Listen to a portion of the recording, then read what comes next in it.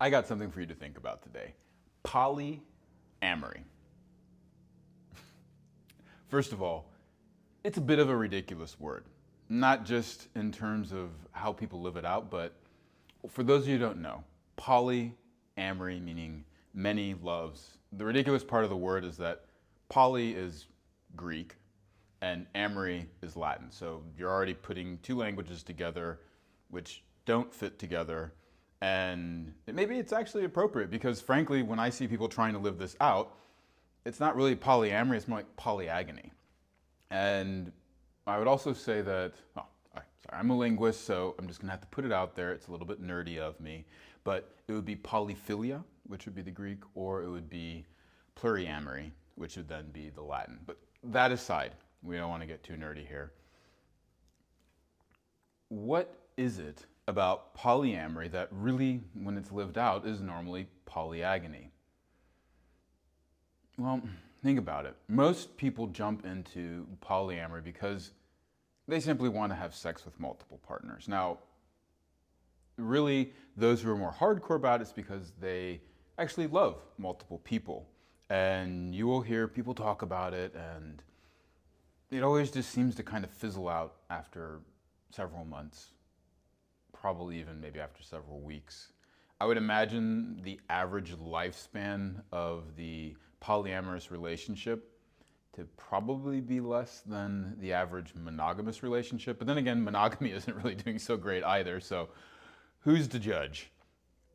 But a lot of times people, when they talk about polyamory, let's be honest, you're wanting to have consistent threesomes. And this is the thing. I'm going to tell you a story. I have a friend, and she's with a complete dunce, was with a complete dunce of a male. This guy was abusive, and essentially, he ended up going into this relationship with all of these kind of religious beliefs that he was pushing onto her, but not at all living out himself. So the thing about this is eventually, after the relationship goes on for a while, he's been being physically abusive.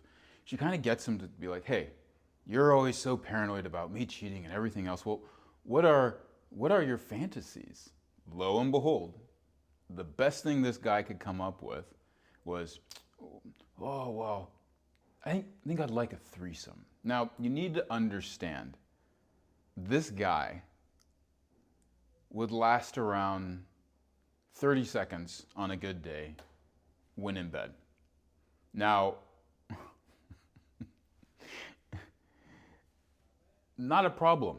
Okay, premature ejaculation can be resolved. This isn't really the issue. I have plenty of clients that have come to me with this issue, get it resolved, not a problem. In fact, probably the reason why this guy was having it is because he didn't actually have the emotional ability to open his heart and be able to emotionally connect as well.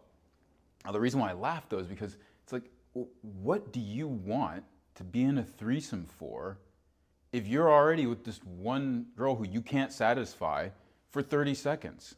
How are you going to play that out? Are you going to divide the 30 seconds between the two? God forbid you have 3 women, you have to divide it between 10 and just continue down that path. Or is it that you just blow off with the one and then you're sort of there with the other who then, I mean, at best, this would be the reason for a woman, frankly. And if you hear these guys out there as well, this is another one, like in these kind of like ultra alpha male, like, oh, you know, men are made for multiple women, but women aren't. So it's like, I just want to tell you that if you're one of these guys that can't have ejaculatory choice and go on for as long as necessary to bring your partner to multiple orgasms until she is exhausted and in bliss to such a state that she wants to actually share you with a friend, then the only reason the other female friend is there is because when you don't satisfy her, she's going to turn to her. And if that happens enough, she is going to leave the pool of being interested in men and join the other one. So don't give me this alpha stuff when you do not have the physical ability to actually please your one partner, let alone two or multiples. But let's not just stop there. If you really are serious about polyamory, then here's another thing you need to consider. What about the emotional space that you can hold for your partner?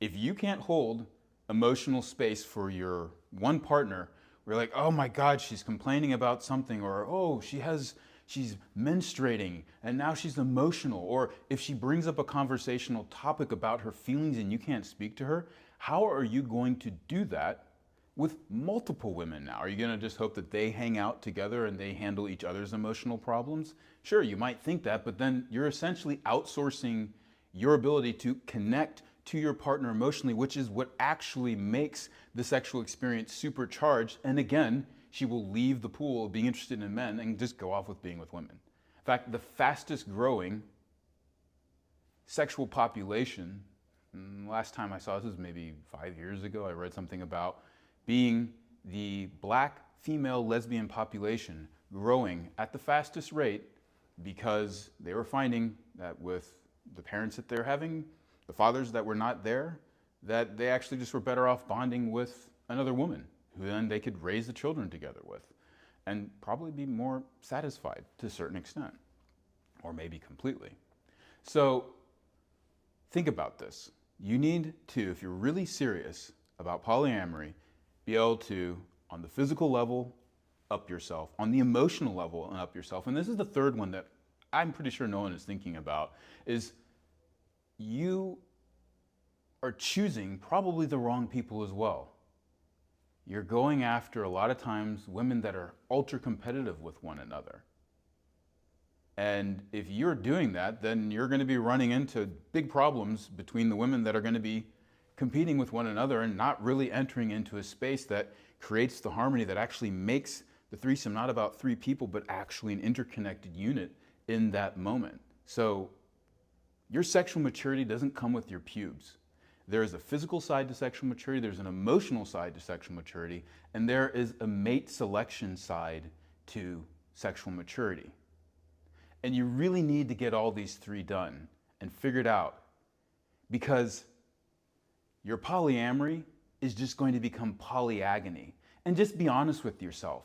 What you want is polyfuck.